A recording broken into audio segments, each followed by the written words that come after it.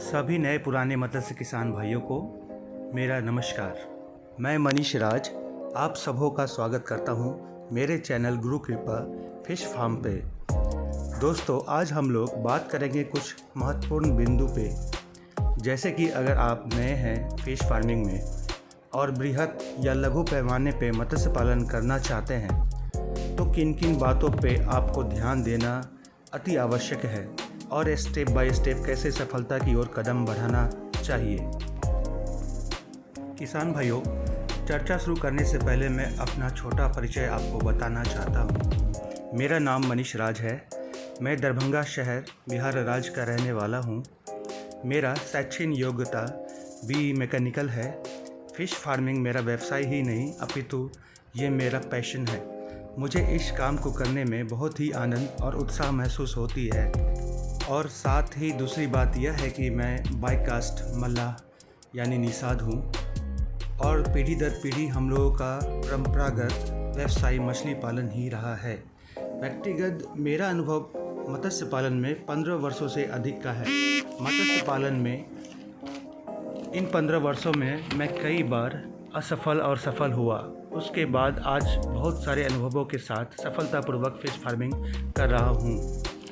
दोस्तों, ये फार्म जो आप देख रहे हैं ये मेरा नया सेटअप है जिसे मैं तैयार कर रहा हूँ। पूरे फार्म का क्षेत्रफल 5 एकड़ से कुछ ज़्यादा है और जिसमें जल क्षेत्र लगभग 4.5 एकड़ है।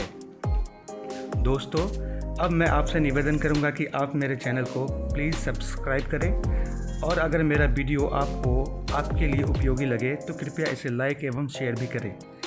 चलिए अब बात करते हैं मूल विषय पे। अगर आप नए इस व्यवसाय में आना चाहते हैं तो मछली पालन करने के लिए अभी आप बहुत सारा R&D यानी रिसर्च कर रहे होंगे। आप YouTube और कई अन्य संसाधनों से जानकारी इकट्ठा कर रहे होंगे। आप कई किसानों के वीडियो को देखकर इंस्पायर यानी प्रेरित हुए होंगे और सबसे ज़्यादा आपको कोई बात अच्छी लगी होगी तो वो ये है कि इस व्यवसाय में कम मेहनत और बहुत सारा पैसा है। यही सोचकर आप मछली पालन करना चाहते हैं। अगर ये सच है तो अच्छी बात है।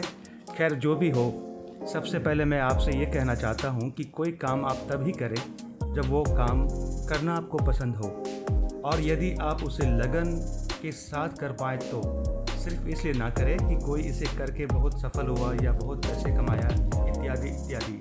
दूसरी बात, फार्मिंग करना हर किसी के लिए सरल नहीं होता। इसमें काफ़ी हौसले एवं धैर्य की ज़रूरत होती है।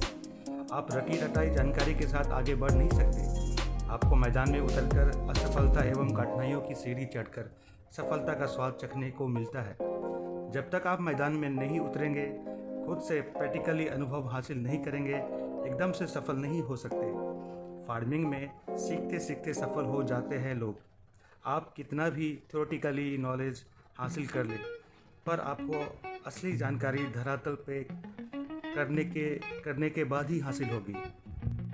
मैं आपका मन छोटा तो नहीं कर रहा, पर सच के साथ रूबरू कराना भी तो ज़रूरी है, क्योंकि शायद आप नहीं जानते होंगे कि कितने लोग जोश में आकर शुरू करते हैं और पहले ही साल 0 पे आउट होकर छोड़ देते हैं। इसलिए अगर आपको ये काम शुरू करना है तो सबसे पहले ज़रूरत है कि आपके पास मजबूत इरादे हो। हाँ, आप बिल्कुल कर सकते हैं, बस आपको अपने हौसले बुलंद और निरंतर लगे रहना होगा।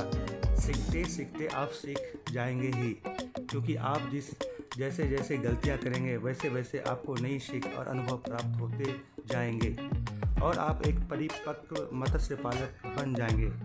निसंकोच इस व्यवसाय में पैसे तो आप बहुत कमाएंगे, पर तब जब आप इसे करना अच्छे से सीख जाएंगे। दोस्तों, आप निरंतर मेरे साथ बने रहें। मैं आप लोगों को स्टेप बाय स्टेप मत्स्य पालन से जुड़ी सभी महत्वपूर्ण जानकारियाँ साझा करता रहूँगा। आप कमेंट में जो भी सवाल पूछेंगे मैं पूरी कोशिश करूँगा कि उसका संतोषजनक उत्तर दे सकूँ और आपको पूरी ईमानदारी के साथ वो सारी बातें बताऊँ जो जनरली अन्य मत्स्य पालक नहीं शेयर करते। खैर, मेरे इस वीडियो में और आने वाले सभी वीडियो में आपको सीखने के लिए बहुत कुछ मिलेंगे। दोस्तों, अभी तो यूट्यूब पे होड़ सी लगी है। बहुत सारे फार्मर नए पुराने रेगुलर वीडियोस बना रहे हैं कि चूने का प्रयोग कैसे करना चाहिए, कितना करना चाहिए, इसके उपयोग करने से क्या फ़ायदे हैं, क्या नुकसान है, वाटर बॉडी का देखभाल कैसा करना चाहिए, क्या पैरामीटर्स होना चाहिए, मछलियों की स्टॉकिंग कैसी होनी चाहिए बीज के लिए, कितना होना चाहिए, फिर उन्हें संचय करने के बाद क्या खिलाना चाहिए, वगैरह वगैरह। बहुत सारे वीडियोस मिलेंगे, पर थोड़ा सा प्रैक्टिकल और थोड़ा सा थ्योरेटिकल में बहुत अंतर है। अधिक उत्पादन लेने के लिए कुछ ट्रिक अपनाना पड़ता है, यानी कुछ इसमें अलग अनुभव काम आते हैं। और जब आप मेरे वीडियोस देखेंगे तो धीरे धीरे आपको सब समझ में आएगा और सब आप सीखते जाएंगे। दोस्तों, कई किसान गलतियां क्या करते हैं कि वाटर को फर्टिलाइज़ करना, जैसे मान लीजिए फर्टिलाइज़ करना हो तो किसी वीडियो से वो देख लेते हैं कि 1 एकड़ के तालाब में इतना गोबर, एसएसपी, इतना ये खल्ली वगैरह वगैरह इतना मात्रा में मिला है और प्रत्येक माह पे, प्रत्येक 15 दिन पे फर्टिलाइज़ करते रहे और वो अप्लाई करना शुरू कर देते हैं।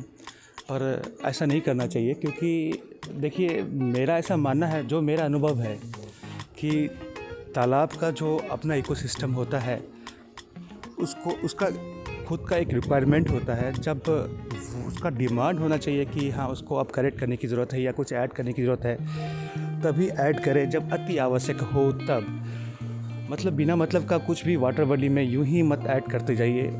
उसके पैरामीटर को बहुत ज़्यादा रेगुलेट मत कीजिए और ज़्यादा जितना हो सके संभवतः आपको नेचुरल चीज़ों का इस्तेमाल करें, जैसे कि हल्दी, नमक, फिटकरी, चूना वगैरह वगैरह।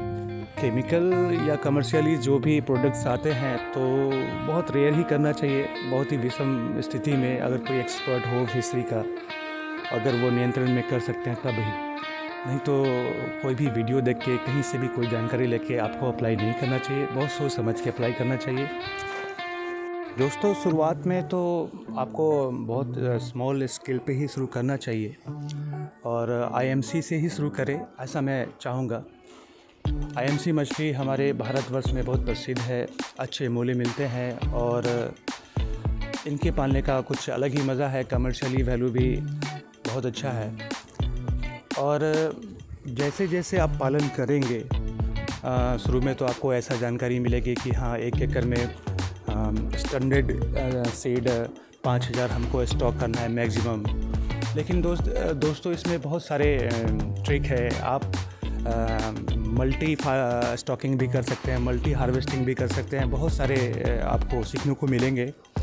साल में आप 2 बार भी हार्वेस्ट कर सकते हैं, 3 बार भी कर सकते हैं। वो आपके सारे सीड बैंक पे निर्भर करता है किस तरह के बच्चे संचय कर सकते हैं, क्या तैयारी की है आपने, पहले से कितने सीड रखे हैं। ये सब स्टेप बाय स्टेप मैं बताता जाऊंगा आपको, आप जानते जाएंगे। तो फ़िलहाल मैं चाहूँगा कि आप मुझसे क्वेश्चन करें, मुझसे पूछें क्या आप जानना चाहते हैं, ताकि मैं आपको अच्छे से आंसर कर सकूं, अच्छे से बता सकूं। और मत्स्य पालन से जुड़ी कितनी जानकारी आपके पास है, क्या जानते हैं या आपके कितने अनुभव हैं, वो जब आप साझा करेंगे तो मैं भी अपनी जानकारी को अच्छे से साझा कर पाऊँगा। और दोस्तों, जब कभी भी आपके दिल में पूरी तमन्ना हो, पूरी लगन हो कि हाँ मुझे ये काम करना है और सच में आपको ये काम करने में आनंद आता हो, मन लगे, तो ही शुरू कीजिए, वरना किसी को देख के बस यूं ही मत शुरू कर दीजिए। और हाँ, ये इस धंधे का सबसे ड्रॉबैक ये है, इस व्यवसाय में सबसे वीकर पॉइंट ये है कि ये व्यवसाय ज़्यादातर लोग किसी अन्य पे भरोसा करके, किसी रखवाल को रख के, किसी थर्ड व्यक्ति को खड़ा करके छोड़ देते हैं, उस पर भरोसा करके उसको इंस्ट्रक्ट कर देते हैं। यहाँ सबसे बड़ी बात होती है उनकी। इस धंधे में, इस व्यवसाय में किसी पे भरोसा नहीं करना है, एकदम भी नहीं करना है। इसको आप ही अच्छे से कर सकते हैं और आप ही को खुद पे भरोसा करना है, अन्यथा आप हमेशा हारेंगे, हमेशा फ्लॉप होंगे। कोई ईमानदार नहीं होता दोस्तों बिजनेस में। ईमानदार आपको अपने साथ रहना है। इसीलिए बहुत सारी बिंदु हैं जिस पे चर्चा होती रहेंगी। नेक्स्ट वीडियो में फिर बहुत सारी बातों को लाऊंगा आपके सामने। तब तक के लिए बहुत बहुत आभार, बहुत बहुत धन्यवाद। और प्लीज़ मेरे वीडियोस को मेरे चैनल को सब्सक्राइब कीजिए, मेरे वीडियोस को लाइक कीजिए और शेयर कीजिए। धन्यवाद। मैं आपका दोस्त Manish. Thank you very much.